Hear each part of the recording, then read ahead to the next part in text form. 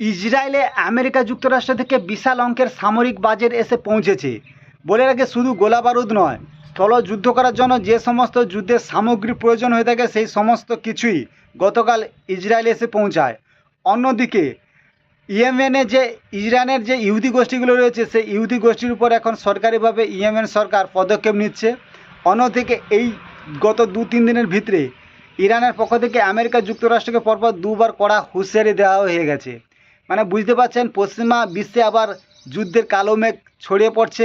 মানে ইরানের উপর যে কোনো মুহূর্তেই আক্রমণ চালাতে পারে আমেরিকা যুক্তরাষ্ট্র ও ইসরায়েল। এটা আমি বলছি না, আপনারা একটু বিশ্লেষণ করে একটু শুনুন, আপনারা বুঝতে পারবেন। গত 2 দিন আগে পর্যন্ত ইরানের পক্ষ থেকে জানানো হয়েছিল যে আমেরিকার গোয়েন্দা বিভাগ যদি এবার কোনো ভুল তথ্যের ভিত্তিতে যদি আমেরিকা যুক্তরাষ্ট্র ইরানের উপর আক্রমণ চালায় তাহলে ইরান এবার ছেড়ে কথা বলবে না। মানে আগের তুলনায় বড় পদক্ষেপ নেবে ইরান। মানে বুঝতে পারছেন, যতগুলো মানুষ আগের যুদ্ধে মারা গিয়েছিল তার থেকে বেশি সংখ্যক মানুষ এই যুদ্ধে মারা যাবে, এবং যতগুলো যুদ্ধজাহাজ বলুন, হেলিকপ্টার বলুন ধ্বংস হয়ে গেছিলো, আমেরিকা যদি ভুল পদক্ষেপ নেয় তার থেকে বেশি সংখ্যক হেলিকপ্টার ও বিমান ধ্বংস করবে আমেরিকা, মানে ইরান।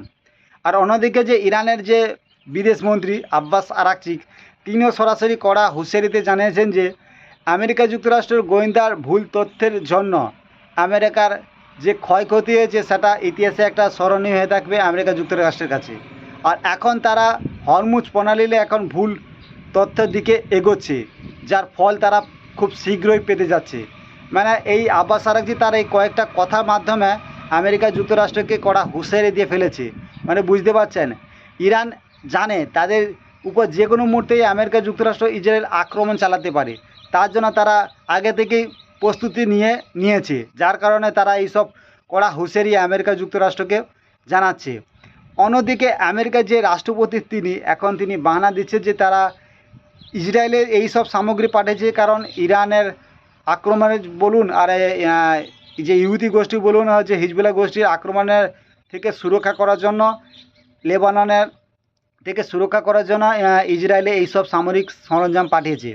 কিন্তু এটা তো শুনবে না বস, কারণ আমেরিকা যুক্তরাষ্ট্র আর ইরানের মধ্যে এখন যুদ্ধ একদম শেষ হয়ে যায়নি, কারণ হরমুজ স্ট্রাইক এখন অচল অবস্থা রয়েছে। কারণ পুরো বিশ্বের কাছে এখন প্রশ্ন যে হরমুজ স্ট্রাইক এখন পুরোপুরি কার দখলে রয়েছে, মানে কার নিয়ন্ত্রণে রয়েছে। ইরানের পক্ষ থেকে জানানো হয়েছে যে হরমুজ স্ট্রাইক পুরোপুরি তাদের নিয়ন্ত্রণে রয়েছে। অন্যদিকে যে আমেরিকার রাষ্ট্রপতি তিনিও জানিয়েছেন যে হরমুজ স্ট্রাইক পুরোপুরি তাদের দখলে রয়েছে, তাদের অনুমতি ছাড়া কোনো জাহাজ পারাপার করতে পারছে না। অন্যদিকে ইরান সরাসরি জানিয়েছে যে যদি যুদ্ধ হয় তাহলে সবথেকে বড় মাসুল আমেরিকাকে দিতে হবে। মানে বুঝতে পারছেন, এ পর্যন্ত যত বড় আক্রমণ চালিয়েছে ইরান, তার থেকে বড় আক্রমণ চালাবে আমেরিকা যুক্তরাষ্ট্রকে।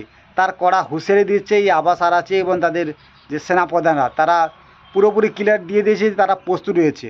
আর অন্যদিকে আমেরিকা যুক্তরাষ্ট্র যদি ইরানের পর আক্রমণ চালায় সবথেকে ভয়ঙ্কর হবে, কারণ আমেরিকা যুক্তরাষ্ট্র চাইবে না এই যুদ্ধ বেশি দিন ছড়াক, মানে বেশি দিন ধরে আমেরিকা যুক্তরাষ্ট্র ইরানের যুদ্ধটা লেগে থাকুক। তার জন্য ভয়ঙ্কর পদক্ষেপ নিতে যাচ্ছে ট্রাম্প। দেখার বিষয় কোন মুহূর্তে এই মিডিল ইস্টে মানে মধ্যপ্রাচ্যে আবার যুদ্ধের বারুদের আগুন ছড়িয়ে পড়ে। তো দর্শক, আপনাদের যদি ভিডিওগুলো ভালো লেগে থাকে তবে অবশ্যই সাবস্ক্রাইব করে জুড়ে থাকবেন আমাদের সঙ্গে, আর সাবস্ক্রাইব করবেন। ধন্যবাদ, দেখা হচ্ছে পরের ভিডিওতে।